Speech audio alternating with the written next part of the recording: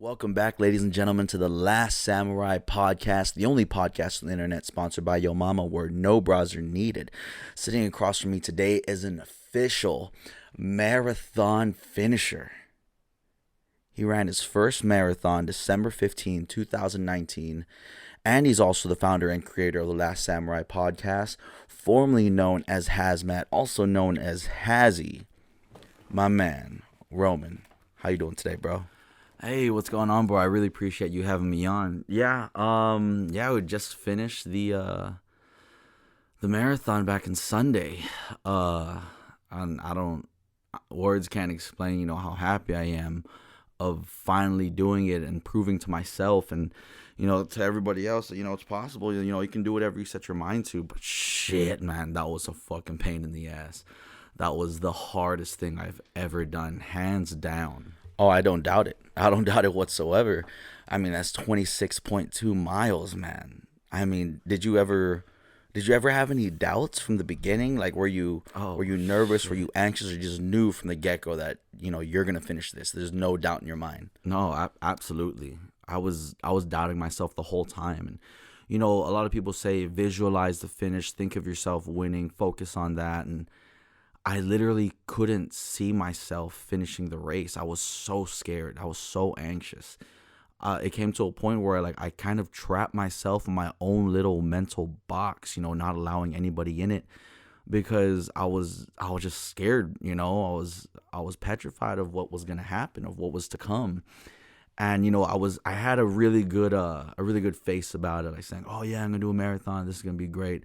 But deep down, nobody could see how scared I was. It was petrifying. I really can't explain it. It was, the fact that it's the longest distance I've ever ran before, and I've ran long distances. I've done a few half marathons, and there's been times where my legs gave out towards the end of that half marathon, and then I'm thinking, dude, what if this shit gives out at 13.1? I got a whole nother 13.1 miles to go, those thoughts kept on swarming in my head, but it's one of those mind over matter things. It was there, but I also knew no matter what, you're going to go do this race. And, I always tell myself this, whenever anything's hard or something's really pushing me out, are you willing to die for this? Are you really willing to put everything on the line for this one thing? And I came to find that whenever I tell myself that, yeah, I'm willing to die for this shit. Yeah, I don't give a shit. I don't care about nothing else but this one goal. It's almost inevitable. You know what I'm saying? That's incredible, man. That's really incredible. So you were scared up to the very point of approaching the finish line. Oh yeah, absolutely. Is that right? Yeah. I don't even know how to fucking say this, bro, but I'm really proud of you. I'm really proud of what you accomplished. Thank you, man. Setting this goal out there. You paid for this way back in, what was it, June? Yeah, or June. July or something like that. So June you knew it was timeframe. coming for 6 months at least. Yeah. What was the preparation like beforehand to kind of get you ready for this, to get your body ready for 26.2 miles? Man, what preparation? I really, I don't know. I didn't really, like I said, I didn't really prepare as much as I should have, how an actual marathon runner should have. What I did was, I was just running almost every day, but short distances. This is way in the beginning, around June, July time. I was doing, short runs, and I was hitting the gym. Simple as that, lifting weights. And everyone knows, if you're a runner, weights is the last thing you ever need. You do not want to fucking throw no iron around and put any more weight on than you already have, because you want to be light. You want to be light on your feet when you're running those long ass distances, putting all that pressure on your joints and all that shit. So I was definitely not doing the right thing. I was working out at the gym, and then I decided to do a little sober October back in October. I learned it from Joe Rogan, and so for my sober October, I personally decided to so there's no drinking, no alcohol, or none of that stuff, no drugs, obviously, but you had to be at the gym for at least an hour every day. And so I was killing it, man. I was in the gym. I hit all my PRs in October for deadlift, bench, and squat. I really saw the progression, and I saw the size kind of like build up on me, and I was thinking, oh shit, I'm 2 months away from a fucking from the marathon. I need to drop this shit down. And so come November, was it November? Yeah, like late October and into November, I started doing longer runs. Like I was doing like 8, 10, a 13-mile run, and then a 12-mile run right before the marathon. Just to kind of like get my body used to running those long hours. It wasn't really the fact of like how many miles you're running. It's really how many hours you're out there for. How long can your body withstand, constant pressure, constant pushing. So yeah, that was pretty much it. I literally ran an 8-mile, a 10-mile, a 13-mile, and a 12-mile. And those were like 2 weeks between each other, kind of let my body rest in between. But you're supposed to run like every day. You're supposed to run every day, Monday to Saturday, like between 6 to 7 miles. And then on Sunday, like your long run, like 13, 14, 15 miles, But no, I didn't do that. I was slacking, to say the least. No, man. I mean, even with those little runs, I mean, they're not little runs, but even though you didn't do that many, you still had your body out there. You're still pushing yourself those long distances and still kind of preparing your body for that long run. So, I mean, I wouldn't say that you didn't train like how a marathon runner. I mean, you definitely didn't train at the volume that that they would be doing, but you definitely put yourself out there, and you kind of got your body used to it. That's good. I mean, obviously it would have been a whole different story if you actually did do the Monday to Sunday type training. That would have been an astronomical different time. I mean, that you had. What was your time? 6:12. 6:12. Yeah. 6:12:36. Yep. Bro, for a first timer, that's not bad at all. That's I would say that's pretty much the average. I mean, for like the regular man, for the regular person, obviously for the people who are, I feel like if you had trained like how marathon runners would train, yeah, the Monday to Sunday and focusing on that and not caring about the weights or nothing like that. Right. I think you would have definitely got that to at least 5 hours. No, you did 6:12, right? Oh yeah, you would have easily brought it down to 5 hours. Yeah. Because that means you're running like an average of like 13-minute miles or some shit, sometimes more, right? Could have easily taken a minute off. I mean, at least you finished it, bro. You did that, and that's a feat in itself, and we're all really proud of you for that. And we can't. A lot of people won't ever really get to understand or feel exactly what you're talking about. They're kind of just living it through you. That's definitely something you can hold high in your horse. That you accomplished that one goal that you set your mind to.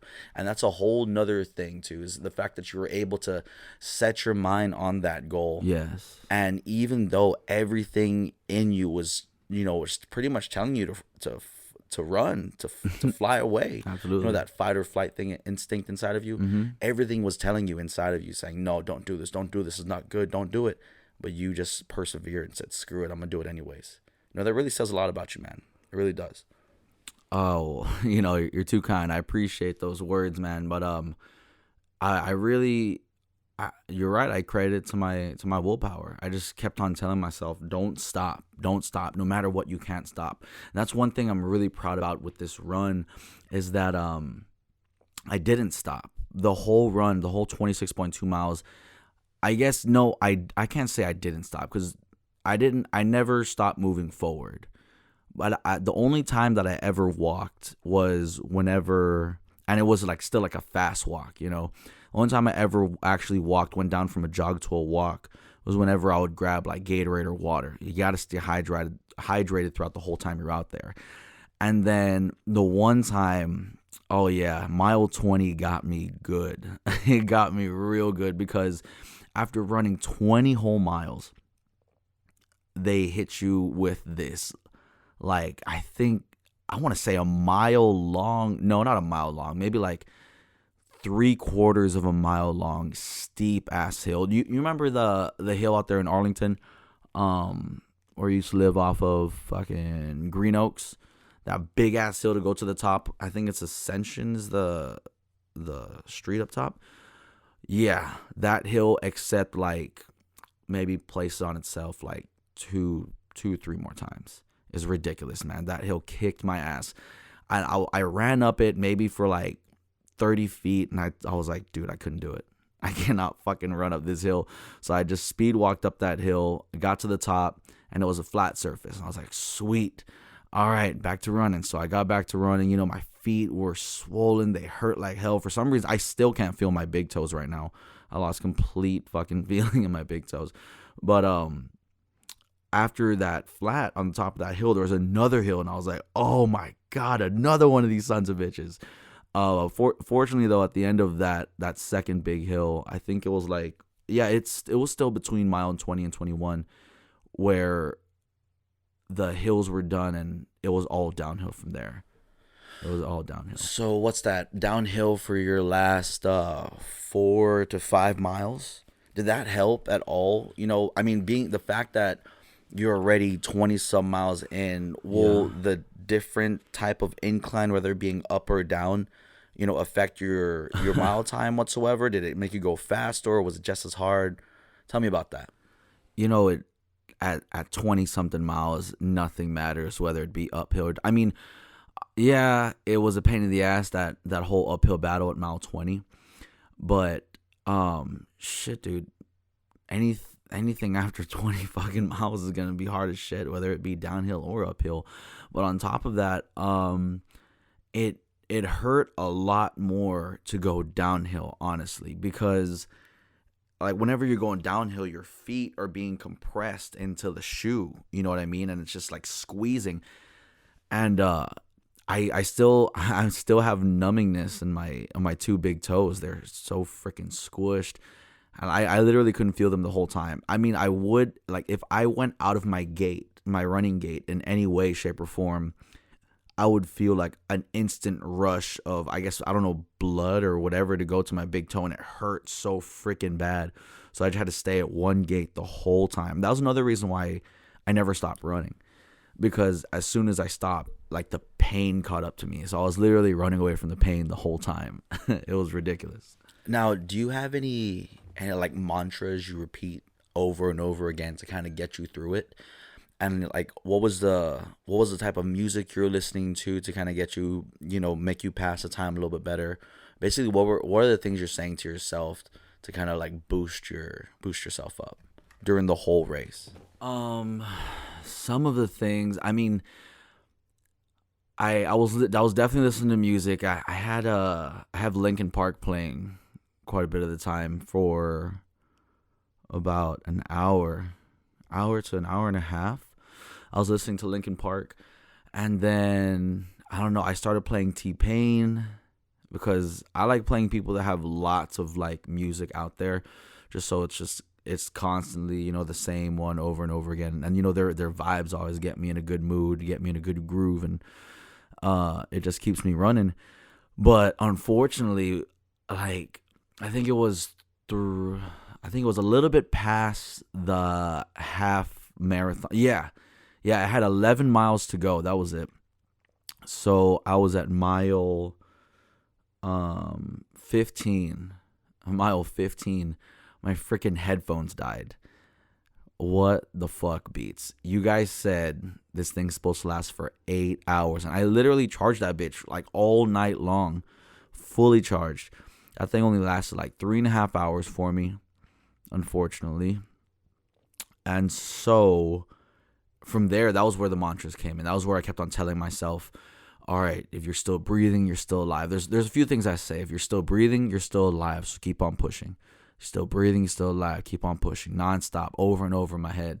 And then once that was, you know, over and done with, and I wanted to switch it up to another one, I would just like start convincing myself, oh, this is not even that long. It's not even a mile. That's not that long at all. You got another mile in you. And so whenever, like, let's say it would be mile 21, you know, you got 5.2 miles to go. As soon as I cross that mile 21 marker, I'll tell myself, you don't even have 5.2. You just passed 21. You have more like 4.7 miles to go. It ain't nothing, man. Just keep going. You've ran 0.7 miles before. You only got 4 miles to go after that. And then after that, you only got 3 miles to go. So I'm like constantly talking to myself, telling myself, this is easy. You got this. Keep it going. And yeah, that's pretty much what got me through it all. I mean, you know, if you can do it once, you can do it twice. I believe in that wholeheartedly. And I know there's certain things the people are gonna be like, no, you can't do it twice. You can't do this twice. You can't do that twice. Well, that's just a saying that I tell myself all the time to kind of keep me going, keep me motivated.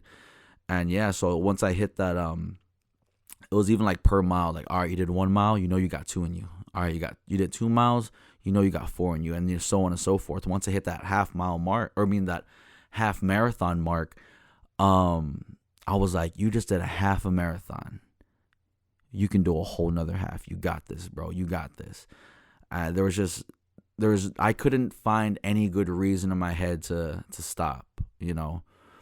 I honestly thought that it was going to come about. I thought that something was going to force me to stop. It was either going to be, you know, a cramped calf muscle, cramped thighs, cramped hammies, or anything like that, or just messed up feet. But a lot of the time, whenever I was running, that pain, would come. That would make you want to stop, but then it would eventually go away. And I noticed that it did that quite often. It kept on coming and going and coming and going. And so I was like, you know what? This pain is all temporary. This is temporary pain. You know, just keep on pushing forward. You're going to get to the end and you're never going to have to live this again. You'll be happy that you succeeded and you completed what you came out here to complete.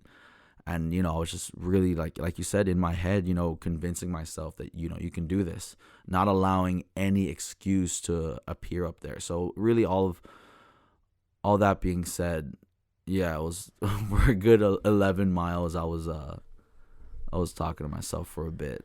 11. I kind of look like a crazier person, I bet. Dude, 11 whole miles. You didn't have any music in you? Not whatsoever. That's pretty impressive. I'm not gonna lie. That must have sucked a big one because, you know, we are the same person, and I know how you are when it comes to running without music. It's complete misery. So with that being said, how did you even come about this whole long distance endurance running game? Like what was the birth of this baby that you have created here in your mind? You know, like when did you start running long distances, and what do we expect to see in the future from you? You know, whether it be any more marathons, half marathons, or, you know, like you do this Last Samurai podcast, anything that really is coming up in the future. Where did it all come about from?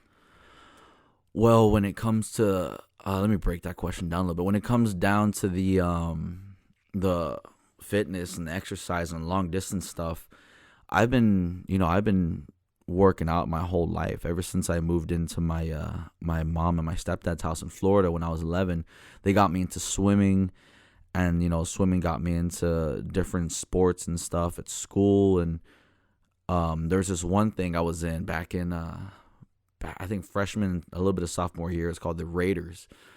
And in Raiders, it's basically like, you know, like ROTC, JROTC in high school. The Raiders are like the Rangers of the JROTC. We thought we were some bad motherfuckers, you know. We would run these crazy distances. We had these crazy competitions, or you do like a PT test, and then you do I think you carry like a litter, or like you and like 5 other people or 6 other people will carry like a pretend dead body or whatever, like 2 miles or something like that. And what was another one we did? Oh yeah, it was a bridge. It was like a line bridge or whatever, where you wrap it around one tree, send a person down, wrap it around another, and then you gotta, like, you know, kind of clip onto the rope and, you know, get your way all the way to the other side. That was fun. But joining groups like that, joining stuff like that, kind of got me thinking, like, I can do this shit, man. This is a cakewalk. You know, I can run long as shit. You know, it made me believe in myself a whole lot. And so when I got this job over at Dallas Aeromotive, I found out that there was people doing these runs And I was like, dope. I wanna join in on that. And I think the first one I did was a 5K. And I've done a couple 5Ks before, but I never really took a liking to it. Never really cared for it. And then the next one I did was a half marathon. My buddy Pete and Naveed, they kind of got me into it. And they were like super hardcore into the whole running game and everything. And I was like, dude, these old guys can do it. I sure as hell can do this shit, But they're still faster than me now. They can still whoop my ass. They're incredible human beings, at least in the running world. No, they're good guys. But yeah, they got me into this whole running thing, and I really decided to only do one half marathon. My goal was to do one half. I started running half marathons in 2018, I believe, and I set a goal to run a full marathon for 2019. It being my 26th year on Earth, 2019. I wanted to run that 26.2 miles, And so I don't know. The marathon was such a pain in the ass that I don't know if I'm ever gonna do it again. But like I said before, I may do halves again. I may do like 10K, 15K, something like that. But I don't know if I'm ever gonna do another marathon. That was ridiculous. But as for the whole Last Samurai podcast, yeah, dude, we're never gonna stop this. We're gonna do this shit till the fucking wheels fall off, man. We're gonna be, excuse me, we're gonna be shooting Last Samurai podcast until our fucking camera breaks or until we need to get a new one. I don't know. And as long as people still want to watch it, as long as people still want to come on board and be guests on here, then by all means, I would love to fucking sit down and have a nice little chit chat with them, talk over a beer about whatever topic or subject that that comes to mind, whatever that they're working on. Really, that's what this whole thing is. The whole Last Samurai podcast. I wanted to do it to kind of shine a light on cool people doing cool shit. That's pretty much what it is.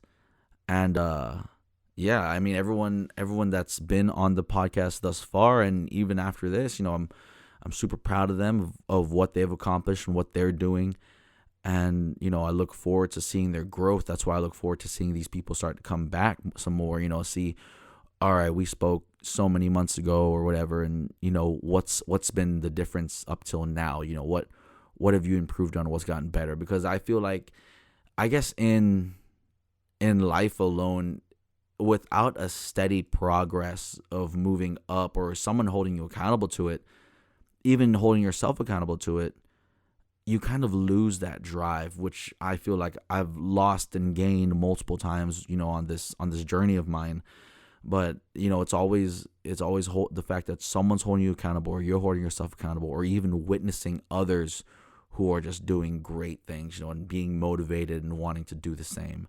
So yeah, that's what this is, and that's what I look forward to, never stopping. This is something that I love, and I look forward to do for as long as I can, honestly.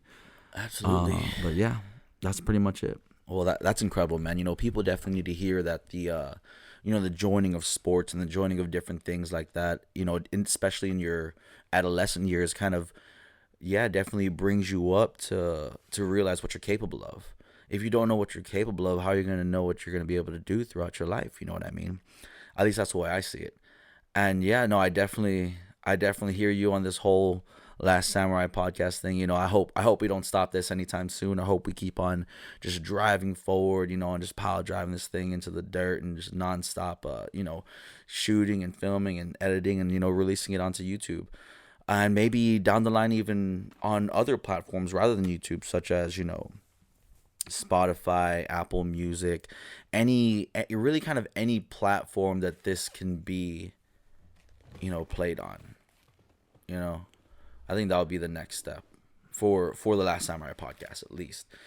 Well, hey, do you have any advice for people that want to, jump on board, that want to, attempt a marathon, half marathon, any of these kinds of runs?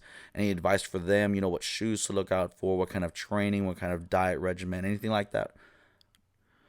Yeah. I mean, I guess, when it comes to the whole running aspect of things, just go out and run, go start doing it now, and start with smaller with smaller or shorter runs. Start off with a 1 mile, see how you can do that 1 mile until the 1 mile gets easy, move up to 2 miles and then 3, and have that progression, but never go backwards. Going backwards, I feel, is just gonna kind of make you doubt yourself, which is what I did when it was the week before. I don't know if I said this earlier. I might have. I don't know. I'll say it again.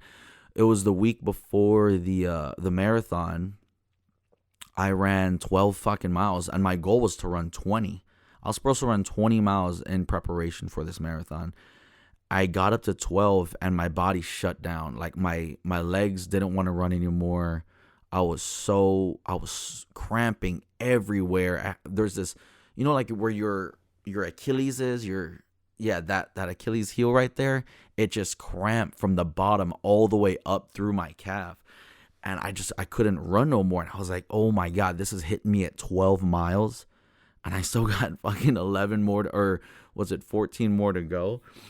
This is ridiculous. That's what got me scared, so it really set me back. That's what got me the most mentally unprepared for it. So really just kind of push yourself forward, keep on running day in, day out, and start signing up for short runs, like a 5K or a 10K, and see how you do there. When it comes to shoes, I was told to go get the Hokas, Hoka. There's different types of Hokas, but those are like supposed to be like premium running shoes, great for long distance. They have this really thick sole, and it's supposed to get you going where you're supposed to go. But I ran my first half marathon in those shoes, and my feet just got shredded to pieces wearing those. So I never wore those again. I've been wearing Nike training shoes. I have a flat foot is what it feels like. I don't really have that much of an arch. So the Nike training shoes, there's really like no arch in them whatsoever. And by taking the arch out of the shoe, it really took away having those terrible blisters that I had. I had blisters that were like fucking like 5 inches long and like super fat, just full of blood and shit. It was horrible, man. So basically, yeah, whenever you're looking for a shoe, you're gonna run a long distance, and definitely find something that's comfortable to your foot, something that you feel like you can wear for a long time. And let's say you're running a mile and you start feeling something to rub. It may not even be the shoe. It could also be the type of sock that you're wearing. When I ran those 12 miles, it kind of fucked me up. I was wearing the worst socks to be running in. It was real slippery, slick socks, and it made my foot kind of slide in my shoe a whole lot more than I wanted it to. No, you want to stay stable in there. And as for that's, if you just go sign up, go talk to people that's done it before, and see how they like it, what was their experience. And as for the training, you just gotta fucking run. That's really it. Run every fucking day in and day out, and save one day for a long run. And for that long run, that's where you kind of find yourself, But besides that, yeah, just go out there, do your thing, and let me know how your runs go. Hit me up. You can find me at roman.last.samurai, I think. I don't know. I'll put the link in the description below. You can find me on there and let me know how your training's been going, and I would love to help you out in any way that I can. Definitely. Yes, please do. Definitely hit this guy up here. He's definitely out there for the people, looking out for y'all. If you guys need anything whatsoever, you can always hit him up at his Instagram or his Facebook, like he said. Let me look it up for him before he goes here. You could find him at roman.the.last.samurai. Find him on there on Instagram, and like you said, we're definitely going to put that in the description below. Again, thank you, man. Thank you so much for coming out here and taking the time and, shedding the light on the people and on your experience of running the Dallas Marathon. And again, congratulations, bro. Thank you. Thank you for coming out here. Thank you so much for for inviting me out here. I really appreciate, I appreciate the time. And anytime, man, just let me know whenever you need me, and I'll be out here for you. Again, thanks for having me on. Yeah, of course, my brother. You take it easy. And to you, ladies and gentlemen, thank you again for stopping by. Until next time, peace.